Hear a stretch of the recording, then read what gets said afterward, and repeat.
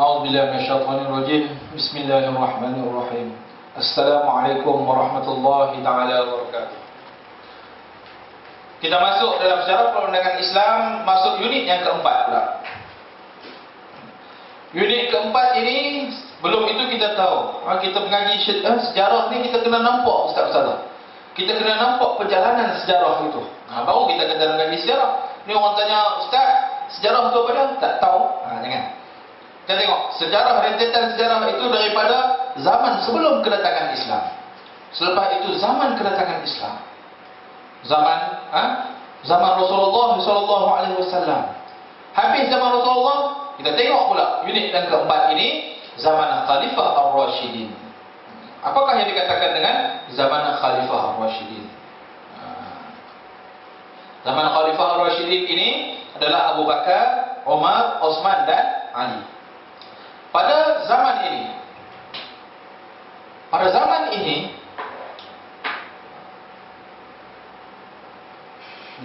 mereka ini, sahabat-sahabat ini bawa syariat Islam daripada Nabi Muhammad sallallahu alaihi wasallam sebagaimana apa yang Nabi jalankan, mereka akan laksanakan.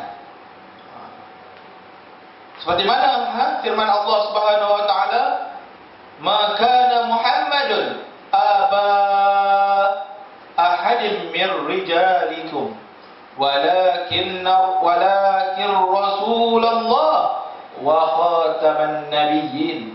Bukanlah Nabi Muhammad sallallahu alaihi wasallam itu sebagai sebab atau anak angkatnya menjadi bapa yang sebenar bagi seorang daripada orang lelaki, tetapi ia adalah Rasulullah sallallahu alaihi wasallam wa khataman nabiyyin, dan penutup segala nabi-nabi.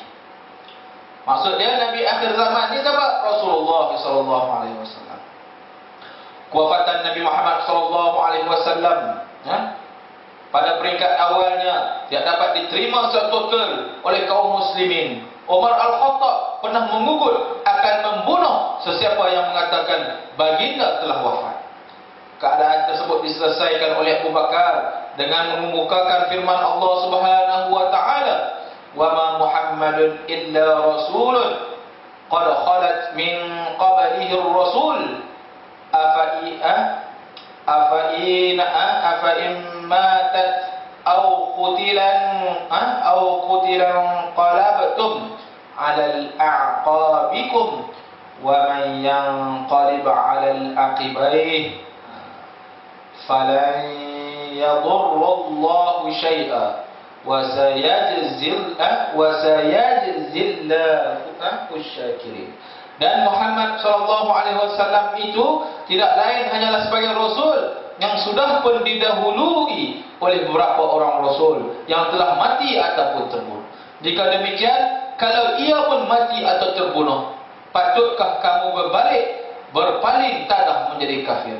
Dan ingatlah, sesiapa yang berbalik menjadi kafir, maka ia tidak akan mendatangkan mudarat kepada Allah sedikit pun. Dan sebaliknya, Allah akan memberi balasan pahala kepada orang-orang yang bersyukur akan nikmat Islam yang tidak ada tolak banding. Selepas kewafatan baginda Muhammad sallallahu alaihi wasallam, golongan Ansar mengadakan perjumpaan di Saqifah Bani Sa'dah untuk melantik penghulu mereka, Sa'ad bin Ubadah Al-Khazraj sebagai khalifah.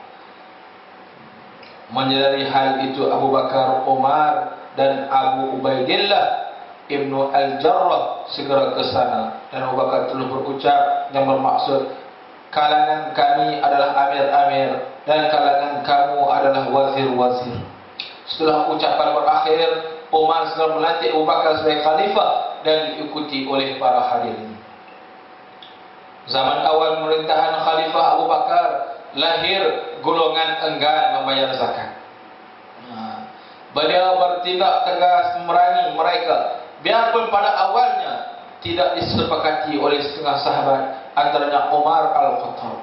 Abu Bakar tetap dengan pendiriannya serta berhujah zakat dengan sembahyang tidak dapat dipisahkan. Akhirnya dengan petunjuk Allah, istihad Abu Bakar lebih tepat dan menepati sepakat semua sahabat. Waktu itu juga lahir golongan apa? Golongan yang mengakui menjadi nabi, seperti Aswad Al-Ansi di Yaman, Musailamah Al-Kadzdzab daripada Bani Hanifah di Al-Yamamah, Tulaihan dari Bani Asad, serta Sajah daripada Bani Tamim. Waktu ini selepas pada Nabi wafat, Abu Bakar dilantik menjadi khalifah yang pertama. Ketika itu ramailah yang mengaku mereka ini adalah nabi selepas daripada Nabi Muhammad SAW. Abu Bakar bertindak memutuskan bala tentera memerangi golongan tersebut karena mereka telah murtad. Selepas keadaan aman, beliau menggerakkan tentera untuk membuka wilayah Iraq dan Syam. Pada habis pada zaman itu, Abu Bakar dah tengok semua selesai, tak ada lagi dah bunyi duk cerita kata kawan mengaku nabi, kawan ini mengaku nabi. Bila benda itu selesai, keadaan pun dah tenang balik, beliau mengarahkan tentera-tentera tadi untuk membuka wilayah Iraq dan juga Syam. Pada masa pemerintahan Khalifah Umar, beliau meneruskan penghantaran tentera untuk membuka wilayah tersebut, seperti Parsi, Mesir dan wilayah Rom. Masa Umar ni, Umar pun terus kesinambungan daripada Khalifah Abu Bakar. Lantaran itu, perbendaharaan negara bertambah banyak, dilakukan penyusunan tentera dan melakukan hukum Islam terhadap wilayah yang ditakluki. Ramai di kalangan bukan Arab serta berbagai lapisan masyarakat memeluk Islam. Selepas kematian Umar, jawatan khalifah disandang oleh Utsman. Separuh fasa pertama pemerintahan Utsman, keadaan negara dan politik begitu tenang dan negara Islam berjaya menguasai wilayah luar sehingga ke daerah timur dan barat. Masa zaman Utsman ni, fasa pertama zaman Utsman merintah ni tenang, politik hebat, negara aman, Islam dapat masuk ke daerah timur dan barat, wilayah-wilayah luar. Ekoran sifat wara', lembah lembut peribadi Khalifah Utsman, Bani Umayyah mengambil kesempatan menuntut jawatan-jawatan penting dalam negara. Ekoran perkara tersebut, fasal kedua pemerintahan Utsman, lahir kumpulan pemberontak daripada Basrah, Kufah dan juga Mesir, menyebabnya terbunuh Khalifah Utsman. Waktu zaman Utsman ni, Bani Umayyah ni mengambil kesempatan mereka nak ambil ni pakai kroni dah ni. Zaman ni mula start kroni ni. Walaupun Utsman tak ni, mereka minta, akhir sekali orang yang minta inilah yang memberontak, jatuhkan Utsman dan membunuh Utsman. Pembunuhan Khalifah Utsman menimbulkan bibit-bibit perpecahan di kalangan kaum muslim. Orang ramai terus melantik Ali sebagai pengganti dan menjadikan Kufah sebagai pusat pentadbiran. Muawiyah pada waktu itu berada di Syam, enggan memberi kesetiaan kepada Ali. Terdapat juga para sahabat yang dipelopori oleh Aisyah bin Abu Bakar, Talha bin Zubair, menuju ke Basrah mendesak Khalifah Ali mengambil tindakan terhadap pembunuhan Khalifah Utsman seberapa segera. Ali menjatakan terpaksa menunggu keadaan reda. Para sahabat tersebut menuduh Ali sengaja melengah-lengahkan. Akhirnya tercetus peperangan Al-Jamal. Masa peralihan kuasa ini, separuh penggal kedua selepas daripada Utsman, maka dah berlaku peperangan, dah berlaku pembunuhan Utsman, jadi Ali dilantik. Bila Ali dilantik, mereka kejar pula mereka kejar Ali, mereka tekan Ali supaya Ali cepat mengambil tindakan siapa yang bunuh Utsman. Tetapi saat itu Sayyidina Ali tak dapat melakukan demikian kerana apa? Kerana saat itu keadaan masih tegang. Jadi dia perlukan keadaan yang reda supaya apa? Supaya boleh mengambil keputusan. Selepas itu meletuslah peperangan Siffin antara Ali dan Muawiyah. Peperangan tersebut berakhir dengan tipu muslihat. Tentera Muawiyah mengangkat Al-Quran di hujung senjata dengan menyeru tahkim. Ali bersama beberapa tenteranya ingin meneruskan perangan kerana mengetahui semua itu tipu muslihat saja. Maka sebahagian lain ingin menyahut perdamaian. Akhirnya Ali terpaksa menerima tahkim.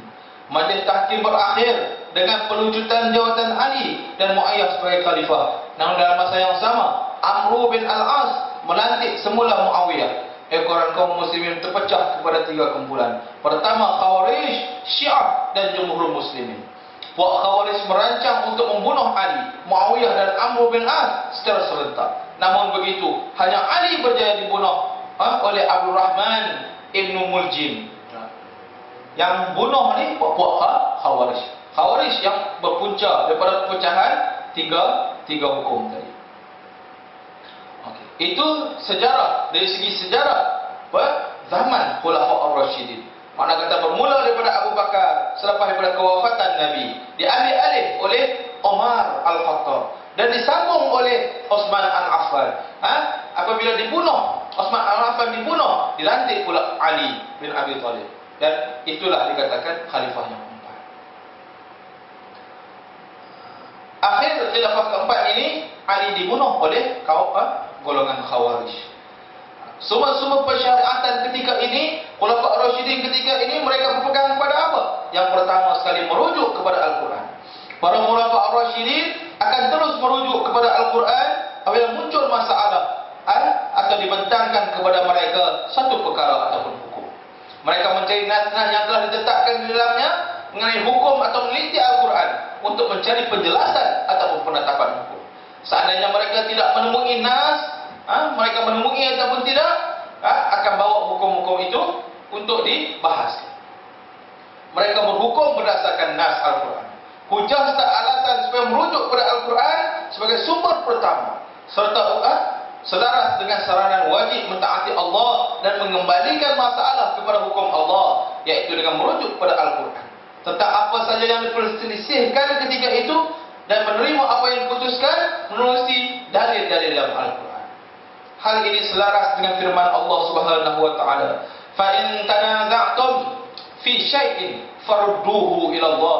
Jadi jika kamu berbantah-bantah ataupun berselisih pendapat dalam sesuatu perkara, maka hendaklah kamu kembali, farudduhu ila Allah, maka kembalilah kamu kepada Allah, yakni kitabullah Al-Quranul Karim. Yang kedua, pada zaman khilafah juga merujuk kepada hadis Nabi Muhammad SAW. Setelah mengkaji Al-Quran dan mereka tidak menemui hukum-hukum ataupun nas hukum yang dicari, para sahabat seterusnya akan merujuk kepada hadis serta fatwa baginda Muhammad SAW yang mereka ketahui. Antara juga mereka mengadakan perbincangan dan bertanya kepada mana-mana sahabat ataupun para sahabat lain, adakah mereka pernah mendengar hadis atau mengetahui Rasulullah SAW pernah menghukum terhadap masalah ini. Untuk itu, jika ada kalangan sahabat menyatakan mereka pernah menyaksikan baginda Rasulullah SAW menghukum atau terdapat hadis yang menjelaskan hukum tersebut, Khilafah Ar-Rasyidin akan menghukum berdasarkannya.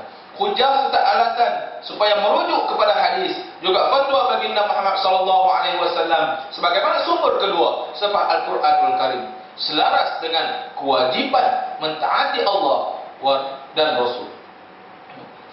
Seperti mana sabda Rasulullah, seperti mana firman Allah Subhanahu wa taala, "Fa in tanaza'tum fi syai'in farduhu ila Allah wa Rasul." Dan juga Rasul. Kalau dalam Al-Quran tak jumpa hadis Rasulullah SAW sebagai sumber yang kedua selepas Al-Quranul Karim. Manakala sumber yang ketiga pula, seterusnya setelah mengkaji dalam Al-Quran pun tak jumpa, hadis pun tak jumpa, setelah ditanya para sahabat tentang hadis dan fatwa baginda dan mereka tidak mengetahui mengenainya, mereka akan mengadakan mesyuarat antara ahli fiqh di kalangan para sahabat. Menerusi mesyuarat, mereka akan berbincang dan saling mengambil petunjuk hukum mengenai masalah yang dihadapi. Sekiranya terdapat persepakatan antara sahabat, mereka akan melakukan hukum berdasarkan persepakatan berikut. Sekiranya pendapat kalangan sahabat terhadap suatu hukum mendapat persetujuan semua sahabat, ia dikenali sebagai ijma' sahabat. Kalau semua setuju, itu dipanggil ijma' sahabat. Hukum yang diperolehi berdasarkan ijma' sahabat ataupun persepakatan sahabat tidak boleh diingkari hukum oleh kaum muslimin waktu itu dan di kalangan mereka yang datang selepas itu. Sebagai rumusan, majoriti masalah yang diistimbatkan pada zaman itu mendapat persepakatan di kalangan ahli fiqh sahabat. Untuk itu terbukalah di sana satu sumber tambahan baru yang dikenali sebagai ijma', ataupun persepakatan hukum di kalangan ahli fiqh. Ijma' menjadi satu sumber hukum yang diikuti sekaligus menjadi ijtihad para sahabat. Nabi pernah membenarkan para sahabat beristihad dalam hukum. Sebagai contoh, sebagaimana sabda Nabi Muhammad sallallahu alaihi wasallam kepada Muaz bin Jabal sebelum beliau diutuskan ke Yaman. Maksudnya, bagaimana nanti kamu akan menghukum apabila dibentangkan kepada kamu masalah. Muaz menjawab, saya akan menghukum berdasar kitab Allah. Baginda bertanya pula, sekiranya engkau tidak dapati dalam kitab Allah, macam manakah kamu nak menghukum? Muaz menjawab, saya akan menghukum berdasarkan sunnah Rasulullah. Dan sekiranya engkau tidak dapati, sekiranya tidak ada dalam sunnah Rasulullah ataupun juga dalam Al-Quran, macam mana kamu nak menghukum? Muaz menjawab, saya akan beristihad dan saya tidak akan mengabaikan perkara itu. Setelah mendengar jawaban Muaz, baginda menepuk dada sambil bersabda, segala puji bagi Allah yang telah memberi taufik kepada utusan Rasulullah sallallahu alaihi wasallam ke arah apa yang direstui oleh Rasulullah sallallahu alaihi wasallam. Berdasarkan penjelasan tersebut, apa yang dapat dibentangkan di sini, pada zaman Khulafaur Rasyidin dan ahli fiqh sahabat, sumber fiqh adapun apa yang diikuti pada zaman itu adalah dengan meneliti, berpandukan kepada Al-Quran dan hadis.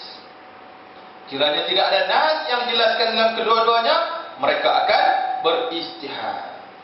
Pada masa itu telah lahir masalah hukum baru yang tidak ada dalam nas, yang belum pernah berlaku di zaman baginda. Untuk mencari penyelesaian hukum, Khalifah Ar-Rasyidin dan para sahabat menggunakan ijtihad serta qiyas. Justru ia memainkan peranan yang penting dalam sejarah perkembangan perundangan Islam. Jadi bila mula-mula itu sejarah perundangan ini hanya bergantung kepada Al-Quran dan Sunnah. Bila masuk ke dalam bab